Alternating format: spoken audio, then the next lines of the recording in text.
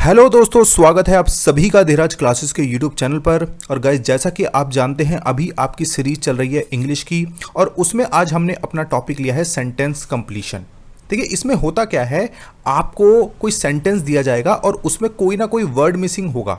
ठीक है, और इस तरह के क्वेश्चन आजकल ट्रेंड में चल रहे हैं, क्योंकि इससे क्या है, एग्जामिनर आपकी 2 या 3 चीज़ें चेक कर सकता है।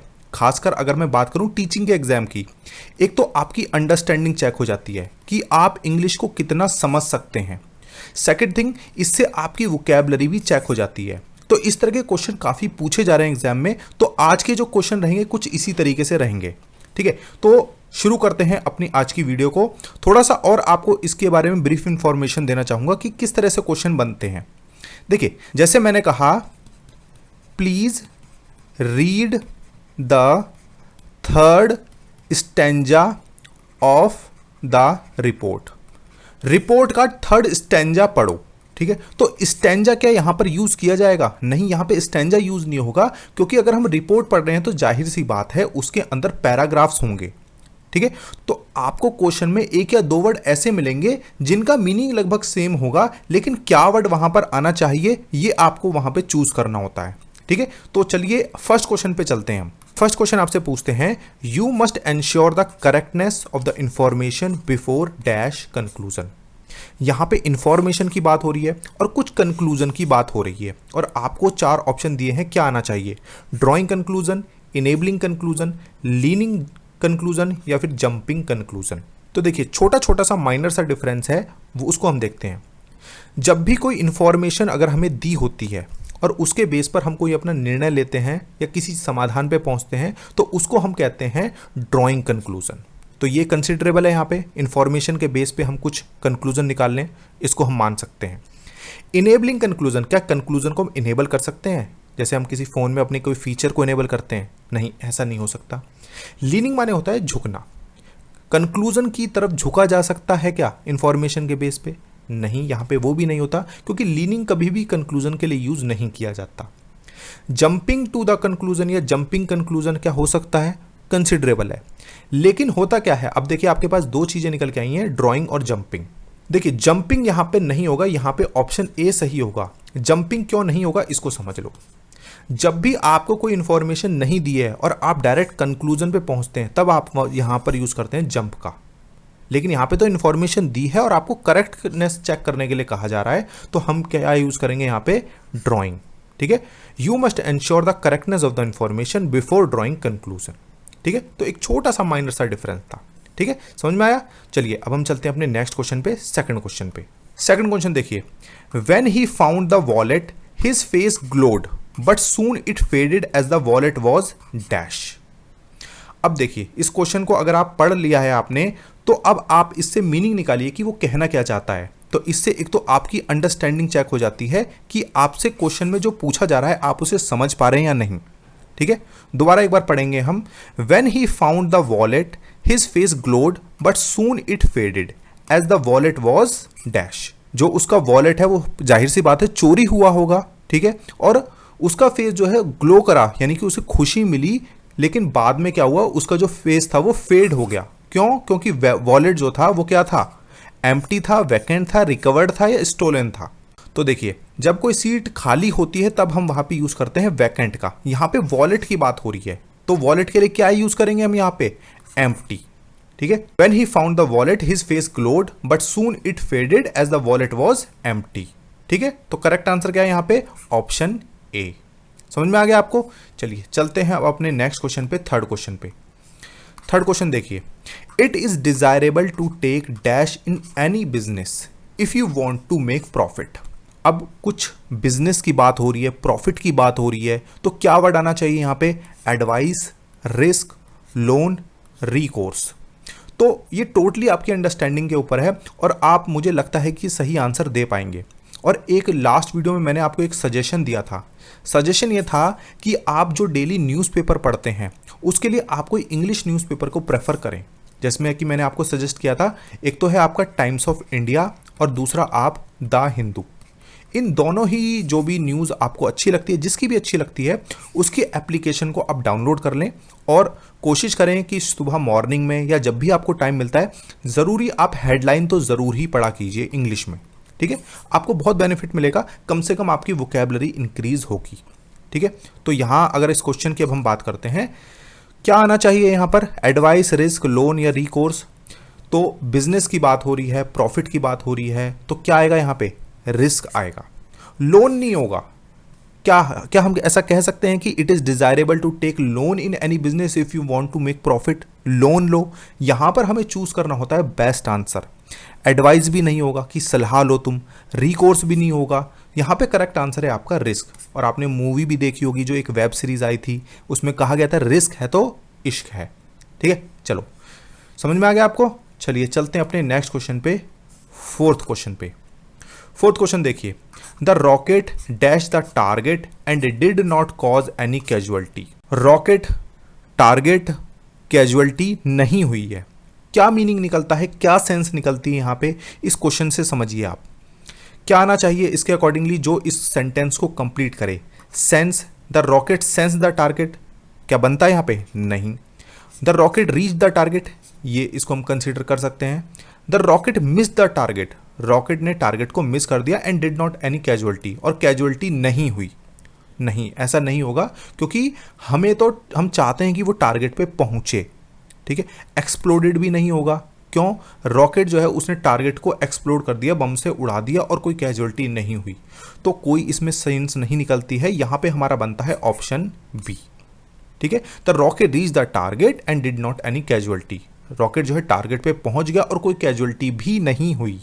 ठीक है, चलिए चलते हैं अपने नेक्स्ट क्वेश्चन पे, फिफ्थ क्वेश्चन पे। अब फिफ्थ क्वेश्चन से पहले जो भी बच्चे मेरे चैनल पे न्यू हैं, आप मुझे अपना नाम लिख के इस नंबर पे मैसेज कर देना, हम आपको अपने ब्रॉडकास्ट सिस्टम से जोड़ देंगे, ताकि केवी की कोई भी इंफॉर्मेशन मेरे पास आती है हम आपको दे सकें। और साथ के साथ आप हमारा टेलीग्राम चैनल भी ज्वाइन कर सकते हैं, उसका लिंक डिस्क्रिप्शन बॉक्स में दिया है। ठीक है, चलिए चलते हैं अपने फिफ्थ क्वेश्चन पे। फिफ्थ क्वेश्चन है आपका, one of the issues which were dash in the meeting was raised by Shanky. जो कुछ इशू मीटिंग में क्या किए गए थे, रेज किए गए थे, डिस्कस किए गए थे, स्टेज किए गए थे या डेवलप किए गए थे, वॉज रेज्ड बाय शंकी, वो किसने उठाए थे, शंकी ने उठाए थे। तो क्या वर्ड आना चाहिए यहाँ पे, रेज, डिस्कस, स्टेज या डेवलप्ड। तो देखिए आपको इस क्वेश्चन में एक चीज और बता देता हूं, बहुत अच्छी चीज मेरे दिमाग में आ रही है। वन ऑफ द इशूज, हमेशा याद रखना, वन ऑफ द के बाद हमेशा प्लूरल फॉर्म ही आती है। ठीक है, वन ऑफ द इशू नहीं होता कभी भी, यहां पे इश्यूज ही होगा, क्योंकि बहुत सारे इश्यूज में से एक इशू की बात कर रहे हैं। जैसे अगर मैं कहता वन ऑफ माई फ्रेंड्स, यानी कि मेरे बहुत सारे फ्रेंड्स हैं, उनमें से कोई एक फ्रेंड। ठीक है, फ्रेंड नहीं होगा यहाँ पे, वन ऑफ माई फ्रेंड। ठीक है, इस तरह के जो भी हम अपने बोलचाल में यूज़ करते हैं, ये गलत एक वो है, वन ऑफ माई फ्रेंड्स होना चाहिए, यानी कि मेरे बहुत सारे दोस्तों में से एक दोस्त। ठीक है, तो थोड़ा सा इन्फॉर्मेशन मैं बीच बीच में देता रहता हूँ। आगे चलते हैं कि क्या यहाँ पे आना चाहिए करेक्ट वर्ड। तो आपको पता चल गया होगा, मीटिंग में कोई भी इश्यूज होते हैं उसको हम क्या करते हैं, डिस्कस करते हैं। और यहाँ पे जो इश्यूज हैं वो किसने रेज किए हैं, वो शंकी ने पहले ही रेज कर दिए हैं। तो यहाँ पे करेक्ट आंसर होगा आपका ऑप्शन बी। समझ में आ गया। चलिए तो अब हम चलते हैं अपने नेक्स्ट क्वेश्चन पे, सिक्स्थ क्वेश्चन पे। सिक्स्थ क्वेश्चन देखिए, Ruchi said that they must have a feast to dash the victory. Feast माने होता है जो छोटी सी पार्टी होती है ना, उसको हम कहते हैं। रुचि ने कहा कि हमें एक फीस्ट क्या करनी चाहिए, द विक्ट्री के लिए, जो अब उनकी जीत है उसके लिए, क्या एंजॉय करने के लिए, फ्लॉन्ट करने के लिए, सेलिब्रेट करने के लिए, एक्सपेंड करने के लिए। जो आपकी विक्ट्री है उसको एंजॉय करना है, फ्लॉन्ट करना है, सेलिब्रेट करना है या एक्सपेंड करना है। तो कोई भी जीत होती है उसको क्या करते हैं हम, उसको हम सेलिब्रेट करते हैं। फ्लॉन्ट माने होता है एक तरह से दिखावा करना। ठीक है, एंजॉय नहीं किया जाता विक्ट्री को, एक्सपेंड भी नहीं किया जाता, सेलिब्रेट ही किया जाता है। ठीक है, तो फीस्ट की बात हो रही है, पार्टी की बात हो रही है, तो यहाँ पे सेलिब्रेट ही आएगा। ठीक है, तो इस तरह के देखिए आपको यहाँ पे 2-3 वर्ड ऐसे लग रहे होंगे कि वो भी यहाँ पे आ सकते हैं, लेकिन इसमें सेंस देखिए क्या निकलती है। ठीक है, सेंस के अकॉर्डिंग ही आपका वर्ड यूज किया जाएगा। तो यहाँ पे करेक्ट आंसर हो गया आपका ऑप्शन सी, सेलिब्रेट। ठीक है, समझ में आ गया। चलिए तो अब हम चलते हैं अपने नेक्स्ट क्वेश्चन पे, सेवंथ क्वेश्चन पे। सेवंथ देखिए, his novels are very popular, his novels are very popular, they are being dash into many languages. Into many languages, into यहाँ पे प्रपोजिशन आया है और उससे पहले आपको एक वर्ड यूज करना है। उनके क्या क्या हो सकते हैं, recited, transformed, sold and translated. तो देखिए, सोल्ड इनटू मैनी लैंग्वेजेस हो सकता है, नहीं हो सकता। रिसाइटेड इनटू मैनी लैंग्वेजेस हो सकता है, ये भी नहीं हो सकता। रिसाइट माने होता है किसी को कोई चीज़ सुनाना, ठीक है। और हमारे तो केवी में बहुत सारे कंपटीशन होते हैं जिसमें कि होता है poem recitation, Hindi poem recitation, English poem recitation हम कराते हैं और उसके अकॉर्डिंगली हम बच्चों को अवार्ड भी देते हैं जो बच्चे अच्छा परफॉर्म करते हैं। ट्रांसफॉर्म होता है जब कोई एक चीज़ से कोई चीज़ दूसरी चीज़ में ढाली जाती है। मेनली ये जो फिजिकल टर्म्स होते हैं या फिजिकल चीज़ें होती हैं, जब एक चीज़ दूसरी चीज़ में ट्रांसफॉर्म की जाती है वहाँ पे यूज़ होता है। और जब लैंग्वेजेस की बात हो रही तो क्या होगा, ट्रांसलेट ही होगा। जब कोई एक चीज़ से दूसरी चीज़ में ट्रांसलेट होगी, ठीक है, तो वहाँ पे हम यूज़ करते हैं translate. His novels are very popular, they are being translated into many languages. तो यहाँ पे ऑप्शन डी सही हो जाएगा, ठीक है, समझ में आ गया। तो चलिए अब हम चलते हैं अपने नेक्स्ट क्वेश्चन पे, 8th क्वेश्चन पे। छोटे छोटे से क्वेश्चन है और मैं चाहूंगा कि आप अपनी वोकैबुलरी के लिए न्यूज़पेपर जरूर पढ़ें, बहुत अच्छा रहेगा आपके लिए, आगे तक आपके लिए काम आएगा। देखिए, we were dash from seeing the prisoner, we were dash from seeing the prisoner. Prisoner को देखने के लिए आपको क्या करा गया है, आपको अफेक्ट किया जाता है, नहीं। प्रिवेंट किया जाता है, हो सकता है। इनहिबिटेड, इनहिबिटेड भी मतलब होता है एक तरीके से रोकना, लेकिन ये अधिकतर ये मेंटली होता है, ठीक है। पनिश किया जाता है कि आपको पनिश किया गया देखने के लिए प्रिजनर को, ठीक है। तो यहाँ पे ये भी नहीं निकलता है। जो करेक्ट वर्ड होगा यहाँ पे ऑप्शन बी होगा, we were prevented from seeing the prisoner. और मैंने आपको बताया था जब आपको प्रीपोजिशन पढ़ाई थी कि प्रिवेंटेड फ्रॉम ही होता है, prevented from seeing the prisoner, ठीक है। तो ऑप्शन बी यहाँ पे सही हो गया है, ठीक है। तो थोड़ी छोटी छोटी सी आपके लिए एक्सप्लेनेशन भी मैं देता रहता हूँ, उसको जरूर ध्यान से सुना करो।